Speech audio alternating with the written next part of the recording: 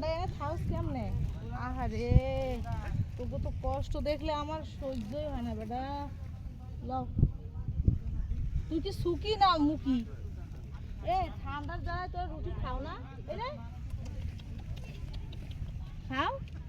এই রুটি কি ওরা খায় না? কেন কি খায় ওরা?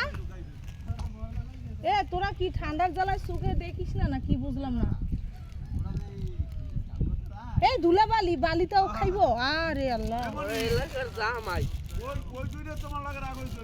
কি রাগ হইছে আসলে তাই?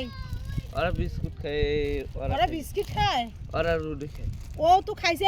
এই তুই খাইছিস না? তুই সর বেটা, এই তুই সর সর খাইছিস একটা, ও একটা খাইছে বেটা, তুই সর, মায়ের মুড় খাইস না।